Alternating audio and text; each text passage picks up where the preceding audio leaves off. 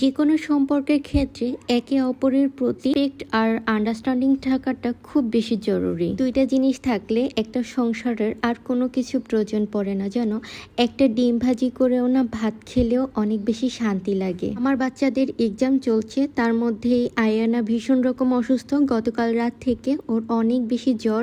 দুজনেরই এক্সাম আছে, তবে আয়ানা তো আর এক্সাম দিতে পারবে না, অ্যারনকে তার বাবার সাথেই পাঠিয়ে দিয়েছি। মর্নিং, হ্যালো, আসসালামু আলাইকুম। কেমন আছেন সবাই? আলহামদুলিল্লাহ, আল্লাহর রহমতে আমরাও সবাই অনেক বেশি ভালো আছি। আশা করছি যে যেখানে আছো ভালো আছো, সুস্থ আছো। আমি আজরাজ ড্রিম থেকে আজরা বলছি, আর ভিডিওটা সকাল থেকেই শুরু করছি। আর যেমন জ্বর তেমন বমি করছে, ও কোনো খাবারই মুখে নিচ্ছে না। আর তার মধ্যে যেহেতু কোনো খাবার মুখে নিচ্ছে না, ও ফ্রুটস অনেক বেশি পছন্দ করে। তো সকালবেলা উঠেই আমি আগে ফ্রুটস নিয়ে এসেছি। এখন প্রায় 9:30 বাজে। অরুণের পাপা অলরেডি অফিসে চলে গিয়েছে। আর একদিকে দুজনেরই এক্সাম ছিল, তো আয়ানাকে তো এক্সাম দিতে আমি পারলাম না, অ্যারনকে ওর বাবাই নিয়ে যাবে। আমি আয়ানাকে বাসায় সামলাবো। আর যাওয়ার পথে বলে গিয়েছে আমি অফিস থেকে একটু ঘুরে আসি, এর মধ্যে তুমি অ্যারনকে রেডি করে রাখো। আর আমার মেয়েটা একদম নিস্তেজ হয়ে শুয়ে আছে। সকালবেলা একটা ডিম সিদ্ধ কোনো মতে খাইয়ে তারপর শোয়াই দিয়েছিলাম। তারপর অ্যারনকে রেডি করে দিচ্ছি, ও আর বাবার সাথে চলে যাচ্ছে।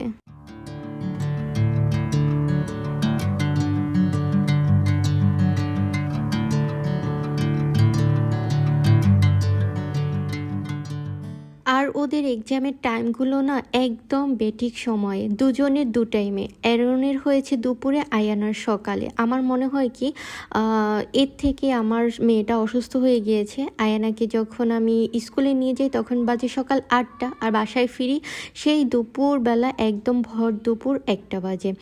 আয়ানার এক্সাম 8:30 থেকে 10:45, আর অ্যারনেরটা হলো 11:30 থেকে 12:15 পর্যন্ত। তো এই টাইমটুকু থাকে গরমের মধ্যে, ঘাম থেকে ঠান্ডা লেগে জ্বর এসেছে। বাচ্চারা অসুস্থ হলে কোনো কিছুই ভালো লাগে না। আর যেহেতু ছোট ছোট ওরা দুজন, একজনকে যদি একটু বেশি প্যাম্পার করা হয় অপরজন অভিমান করে। যাদের 2টা বেবি আছে তারাই এটার সাথে রিলেট করতে পারবা। আর সেই জন্ম থেকে একা হাতে পালছি তো 2টাকে। জন্ম থেকে কি, ডেলিভারির সময় শুধুমাত্র আমি একটু আমার মায়ের কাছে ছিলাম। তারপর থেকে আজ পর্যন্ত ওরা পিঠাপিঠি সেই এক হাতে আমার বড় করা। একটু একটু করে কাজ করছি, আবার গিয়ে মেয়েটাকে ঘুরে দেখে আসছি। এর মধ্যে তো বৃষ্টি কয়েকবার নামছেই। টেনশনও হচ্ছে যে অ্যারনের পাপা স্কুলে তেমন একটা যেতে চায় না। এখন ও গিয়ে কোথায় বসে থাকবে, কি করবে না করবে, ওইটাই মাথার মধ্যে ঘুরপাক করছিল। আর এই গতকাল রাতে অ্যারনের পাপা একটা তাল এনে রেখে দিয়েছিল। আমি বলেছিলাম আমার অনেক ক্রেভিং হচ্ছে, আমরা দুজনের একজনের না তাল পছন্দ করি না। তবে মায়ের বাড়ি থেকে বের হয়েছি, 1 যুগ অলরেডি পার করেছি। তো এখন না আশপাশে কেউ যদি তাল দিয়ে কোনো কিছু বানায়, আর বর্তমানে তো তালের সিজন, ওই যে একটা স্মেল আসে, ওইটাই না আমার অনেক বেশি ক্রেভিং হচ্ছিল।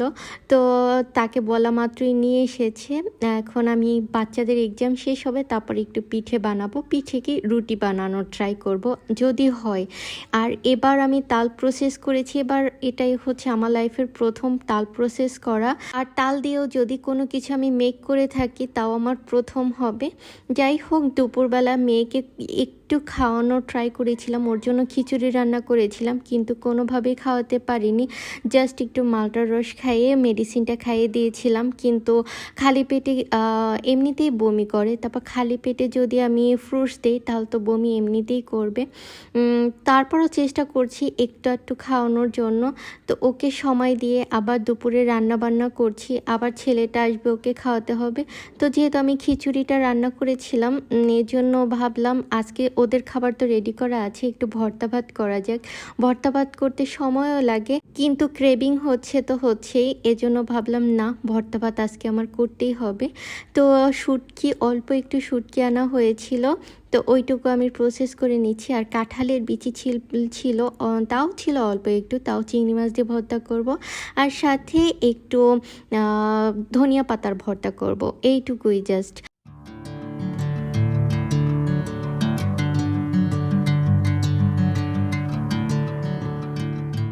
ভর্তার জন্য মেন ইনগ্রেডিয়েন্ট তো হচ্ছে শুকনো মরিচ। তো শুকনো মরিচগুলো আগে ভেজে নিয়ে তারপর চিংড়ি মাছগুলো ভেজে নিচ্ছি। আজকে চিংড়ি মাছ দিয়ে আমি কাঁঠালের বিচি ভর্তা করব। কাঁঠালের বিচিগুলো কিন্তু অলরেডি আমি টেলে নিয়েছি। টেলে ছাড়া আমি কাঁঠালের বিচি ভর্তা খেতে পারি না। আর সাথে আমি একটু লোটে মাছের ফ্রাই করব। এটা আনা হয়েছিল 2-3 দিন আগে, করা হয়নি ওই যে সময় স্বল্পতার জন্য। এখানে আমি ম্যারিনেশন করছি। পরিমাণ মতো সাদা সরিষা, আদা রসুনের পেস্ট দিয়েছি আর হালকা একটু লবণ দিয়েছি। এটা যেহেতু সামুদ্রিক মাছ আর লবণাক্ত, তো হালকা আমি লবণ দিয়েছি। আর মেইন হচ্ছে লেবুর রস। এই কয়েকটা ইনগ্রিডিয়েন্ট দিয়ে আমি ম্যারিনেট করে রেখে দিচ্ছি ভর্তা বানানো পর্যন্ত।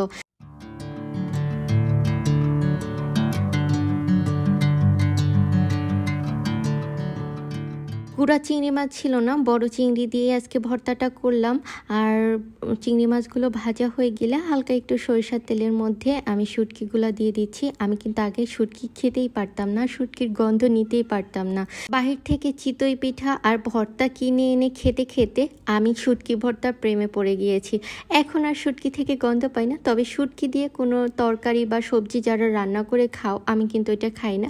শুধুমাত্র আমি চ্যাপা লোটে শুটকিটাই ভর্তা খেয়ে থাকি। আর আজকে শিলপাটাই ভর্তা বানাবো। আমার কাছে না হাতে ডলা ভর্তা থেকে শিলপাটা ভর্তা বানিয়ে খেতে অনেক বেশি ভালো লাগে। প্রথমে ধনিয়া পাতা ভর্তা করে নিয়েছি, খানিক বেশ কিছু রসুন দিয়েছি, হালকা একটু লবণ আর হলো একটা কাঁচামরিচ দিয়ে আমি কিন্তু ধনিয়া পাতা ভর্তাটা কমপ্লিট করে নিয়েছি। আর তারপর না কাঁঠালের বিচি ভর্তা করেছি একদম শেষে। কাঁঠালের বিচি ভর্তা করতে যা কষ্ট, প্রথমে আমি মিক্সারের মধ্যে দিয়ে ওইটাকে একদম গুঁড়ো গুঁড়ো করে নিয়েছি। যেহেতু আমি ওটাকে ভেজে নিয়েছি, কাঁঠালের বিচি ভাজলে কিন্তু শক্ত হয়ে যায়, তো ওইটাকে না বাটতে অনেক বেশি কষ্ট লাগে। এজন্য আমি ওইটাকে মিক্সারের মধ্যে দিয়ে একদম মিক্স করে নিয়েছি, মিহি করে নিয়েছি। তারপর হালকা হালকা হাতে একটু বেটে নিয়েছি। এই তো জাস্ট ভর্তা রেডি হয়ে গিয়েছে, এই 3 পদের ভর্তা। আর এই ভর্তা দিয়ে কিন্তু আমি দুপুরবেলা বানিয়েছি, পরদিন সকাল পর্যন্ত আমি খেয়েছি একটু একটু করে।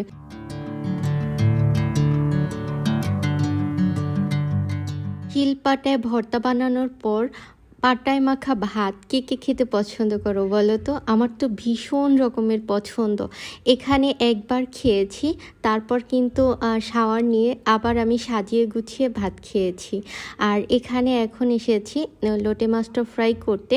আমি লোটে মাছের ফ্রাইয়ের জন্য এখানে আটা নিয়েছি, কর্নফ্লাওয়ার নিয়েছি, আর সাথে নিয়েছি হলুদ, জিরা গুঁড়া, গরম মশলার গুঁড়া আর লাল মরিচের গুঁড়া। এখন স্বাদ মতো লবণ আর পরিমাণ মতো পানি দিয়ে একটা ব্যাটার বানিয়ে নিয়েছি। লোটে মাছগুলো যে আমি ম্যারিনেশন করতে রেখে দিয়েছিলাম, এখান থেকে কিন্তু অনেক বেশি পানি ছাড়ে, তো পানিটা একদমই নেওয়া যাবে না। পানিটা ছেঁকে তারপর কিন্তু আমি ব্যাটারের মধ্যে নিয়ে নিয়েছি। সবগুলো একসাথে নিয়ে তারপর কিন্তু মিক্স করে নিয়েছি। এখন ডুবো তেলে জাস্ট এগুলোকে ফ্রাই করলে রেডি হয়ে যাবে মুচমুচে লোটে মাছের ফ্রাই। এটা কিন্তু একদম কক্সবাজার হোটেল স্টাইলের কিন্তু লোটে ফ্রাই হয়ে গিয়েছে।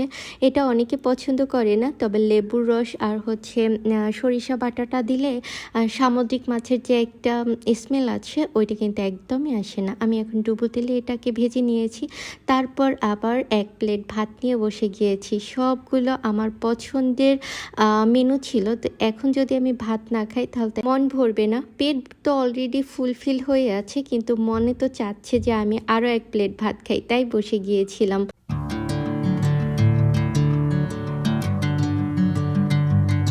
2 দিন ধরে আমার ঘর দুয়ার একদম অন্ধকার। যেহেতু বাচ্চা অসুস্থ, আবার আরেকটাকে এক্সাম দেওয়াতে নিয়ে যাচ্ছে ওর পাপা, আমি ঘরে একদমই কাজে সময় দিতে পারি না। টুকটাক যা রান্নাবান্নাটুকু লাগে ওইটুকুই করি। আজ আমার হেল্পিং হ্যান্ডকে দিয়ে ডাইনিংটা সুন্দর করে একটু গুছিয়ে নিয়েছিলাম। উনি ডাইনিংয়ের উপরে যে ম্যাটটা থাকে এটাকে ওয়াশ করে দিয়েছিল, সুন্দর মতো মুছে টুছে দিয়েছিল। পরে সন্ধ্যাবেলাতে আমি এটাকে একটু জাস্ট সেট করে নিচ্ছি। আমার ডাইনিংয়ে আজকে নতুন জগটা দিয়েছি, সাথে আমি চিন্তা ভাবনা আছি যে এখানে মেরুনটা চেঞ্জ করে আমি অফ হোয়াইট কোনো একটা ম্যাট অথবা রানার কিনবো, যাতে আমার ডাইনিংটা অফ হোয়াইট, অ্যাশ আর হচ্ছে ব্ল্যাকের কম্বিনেশনে থাকে। চিন্তা ভাবনায় আছি, হয়তো মাসখানেক লাগবে এটাকে চেঞ্জ করতে। আর সন্ধ্যাবেলা অ্যারনের পাপা জিজ্ঞেস করেছিল যে বাসায় কোনো নাস্তার আইটেম করবা কিনা। আমি বলছি একদমই না, আমার এনার্জি নাই, এনার্জি পুরো লো হয়ে গিয়েছে। তো বাহির থেকে নাস্তা এনেছিল, চিতই পিঠা, সিঙ্গারা, ফ্রেঞ্চ ফ্রাই। আর আজকের ওয়েদারটাও না এই বৃষ্টি, এই মেঘলা, এই রোদ রোদ ছিল, সাথে বাদামও এনেছিল। তো আমরা ব্যালকনিতে বসে বসে অনেক সময় কাটিয়েছি, প্রায় বিকেলটাই কাটিয়েছিলাম ব্যালকনিতে বসে, আর সন্ধ্যার নাস্তাটা এনজয় করেছিলাম। খুব ভালোভাবেই কেটেছে আজকের বিকেল। সন্ধ্যাবেলা নাস্তা বানাইনি, কিন্তু রাতে আমার অনেক বেশি কাজ আছে। কালকে আবার ছেলের একটা এক্সাম আছে, তো মেয়েকে নিয়ে আমি এত কিছু কাজ সকালবেলা সারতে পারবো না। তো চিন্তা ভাবনা করছি রাতের বেলায় আমি রান্নাটা সেরে রাখবো। এজন্য একটু রান্নাঘরে তাড়াতাড়ি এসেছি। আর যেহেতু রান্না করতে হবে, আবার ছেলে মেয়েকে সময় দিতে হবে, এজন্য ভাবলাম নিজের জন্য 1 কাপ কফি বানাই। আর সাথে অনেক দিন হয়ে যাচ্ছে, একটু সেমাই ছিল, তো ওইটা ছেলেকে একটু রান্না করে দেই। মিষ্টি জিনিস কয়েকদিন ধরে বাসায় বানানোও হচ্ছিল না, তো যেহেতু ফ্রিজে দুধ ছিল, তারপর ঝটপট। আর এই লাচ্চা সেমাইটা বানাতে তো তেমন একটা সময় লাগে না। আমি লিকুইড দুধের মধ্যে বেশ খানিকটা গুঁড়া দুধ অ্যাড করেছি, যাতে একটু ঘন হয়। লিকুইড দুধ যে আমি জাল করে ঘন করে নিব, ওই সময়টা আমার হাতে ছিল না, এই জন্য শর্টকাট বুদ্ধিটা নিলাম।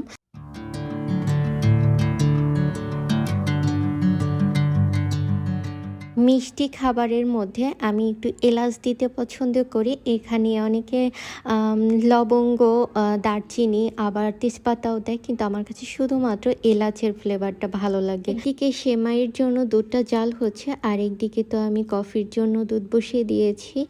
সেমাইয়ের জন্য এখানে দুধটা আমি ঘন না করতে পারলেও আমার কফির জন্য তো দুধটা একটু ঘন করে নিতেই হবে। চা কফি খাওয়ার অভ্যাস আমার আছে, কিন্তু আমি পরিমাণে খুব বেশি অল্প খাই। ওই যে আধা কাপ অথবা পৌনে 1 কাপ, 1 কাপ আমার হলেই মনে হয় কি অনেক বেশি হয়ে গিয়েছে। মগ থাক দূরের কথা, মগেও কিন্তু চা কফি খাই, কিন্তু সেটা একদমই কখনো ফুলফিলভাবে না, অর্ধমগ অথবা খানিকটা বেশি হতে পারে। দুধ চা, দুধ কফি স্বাস্থ্যের জন্য খুবই খুবই খুবই খারাপ, কিন্তু অনেকবার আমি ট্রাই করেছি এটাকে ছাড়ানোর জন্য। আমি কোনোভাবেই এটা থেকে মুক্তি পাচ্ছি না, আর জানি আমি কোনোদিনও ছাড়তে পারবো না এই অভ্যাসটা।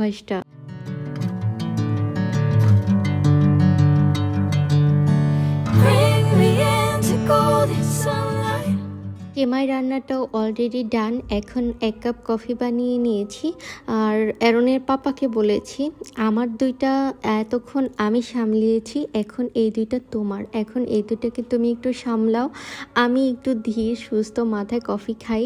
আমার কাছে না একা একা সময় কাটাতে মাঝে মাঝে ভালোই লাগে। যখন বাচ্চারা বেশি পরিমাণ বিরক্ত করে, তখন আমি ট্রাই করি যে একা নিজেকে সময় দিয়ে মাথা ঠান্ডা করার জন্য। চুপচাপ কফির কাপটা হাতে নিয়ে একদম বারান্দায় বসে পড়েছি। এখন সম্পূর্ণ মি টাইম কাটাবো। আর আমার বাসার আশপাশটা এত বেশি সবুজ, সবুজের মাঝে বসে এভাবে 1 কাপ কফি খেতে খেতে সেটা নিজের সাথে সময় কাটাতে হয় না, এটা প্রকৃতির সাথে সময় কাটানো হয়। আর এভাবেই কেটে গেল কিন্তু আমার আজকের দিনটা। দেখা হবে নতুন অন্য কোনো ভিডিওতে। ভালো থাকবা সবাই, আল্লাহ হাফিজ, টাটা।